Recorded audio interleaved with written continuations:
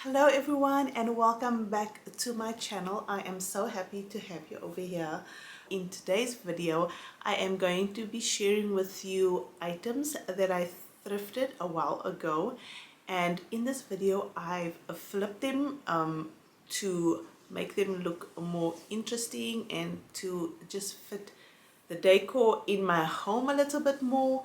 And I really enjoyed the process, and I actually liked how all three of them came out, which is extremely rare for me. Really love how they came out. I've tried a few different things, and maybe that's why I enjoyed the process a little bit more, maybe because I tried something new. And I hope you enjoy the video too. I hope you enjoy watching me go through the process, and hopefully you learn a few things. If you did enjoy the video, you did enjoy watching me go through the process, don't forget to hit the like button. Don't forget to interact with me in the comment section. I love engaging with you guys. I love responding to your comments. So don't forget to do that. It also helps with getting my videos out into YouTube land, and I always appreciate that. And without any further ado, let's get straight into this one.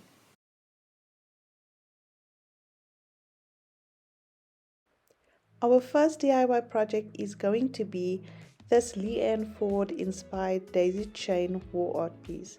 Although this is quite easy to make, the process is very repetitive and tedious, so a lot of patience and time is required, and I would suggest making this in your downtime. I started off by making the base looms. I measured the length, making sure I allowed enough slack to attach it to the back of the board. Initially, I made the looms in bundles and secured them with masking tape.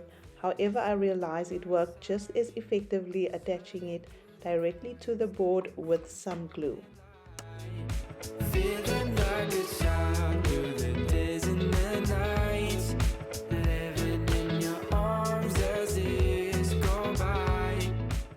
Once the base looms are laid, you are going to start with the weaving process. For this part, you will need one side of the looms bundled with masking tape, as it makes it much easier to weave through the base looms. I can feel it from miles away. Once you've woven through the base looms, you will then just attach the masking tape or the bundle at the back of the board with some glue.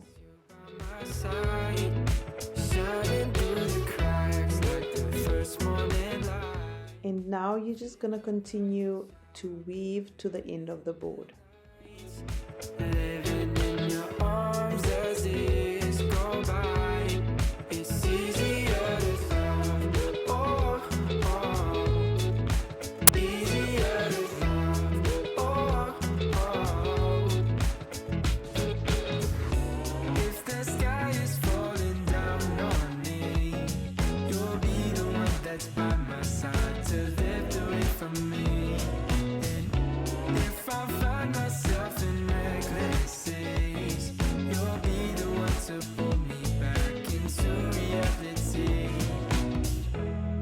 Your smile in the morning, following the linings on your cheeks. 'Cause baby, in your absence life is boring, so I'll never leave. It's easier to love. Oh, oh. It's easier to love. Oh, oh. Easier to love. Oh, oh. Easier to love. The two vases I'll be using for this project I bought a while ago from the thrift shop, and I think I paid less than 80 rand for both of them. I wanted them to resemble ancient relic vessels. I'm not sure what to call them. So the first vase, I started off by making handles. I just felt like it really lacked something, and I decided to make some handles for it using dowel sticks, which I cut to the desired length, and then I also filed them so I could mount them or glue them flush to the vase. 'Cause baby, in your absence life is boring, so I'll never leave. It's easier to love when it's you by my side, shining through the cracks like the first morning light, feeling like a child through the days and the nights, living in your arms as years go by.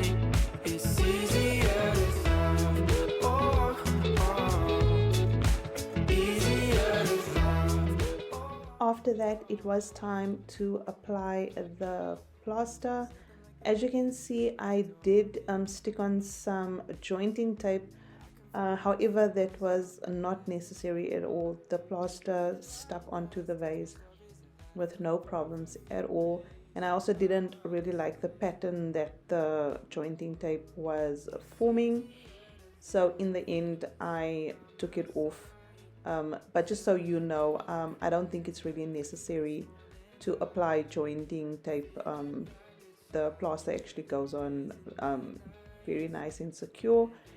And this is how the first one came out, and then I moved on to the next vase, which I also just applied the plaster. With this one, I did try to apply it in different directions just to make it look like there is some kind of weight to the vessel. Nothing like your smile in the morning, following the linings on your cheeks. I allowed them to dry. I think I only started working on them again the next day, so I don't think you have to leave it that long, but I left for about a day. I spray painted them, and then I also decided just to add some kind of interest to make like these kind of round bangly looking shaped circles that was gonna put around the one without the handles. And I actually really like the way it came out. To make the beads, I just used air dry clay, and also for the other rings I just wrapped some air dry clay around them, and then I just went ahead to spray paint them to match the color of the vases, and that was done. I have to tell you just how obsessed I am with the way they came out. I love the way the sun hits them in the afternoon with all the shadows, and they just look so beautiful, and I'm in love with the way they came out. It's easier to love when it's you by my side, shining through the cracks like the first morning. And for our last project, I will be upcycling this beautiful basket that I scored from the thrift shop for only 60 Rand. Here I am just cutting off some of the excess felt that they've placed at the bottom of the basket for protection, I guess. This basket I use in the girls' room for their dirty laundry, and I didn't think the color really suited their room, so I decided to paint it white.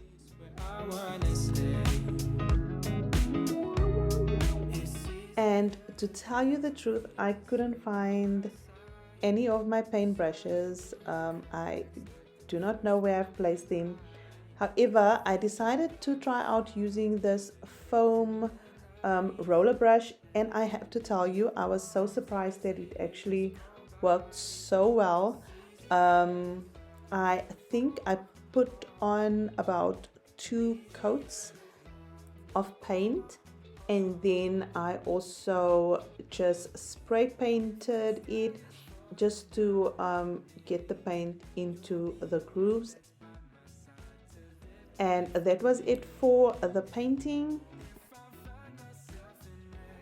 There was also some mending work I had to do on the rim of the lid, and then I used just like a thick needle. I don't know what you call, but you know, the really thick needles with a very big eye. That is what I used, and then I got some pink raffia from P&A that I used just to mend the rim. And then I also put some raffia on the handles just to add some more color, and I really love the way it came out. I really think the basket looks much nicer and fits the room much better now.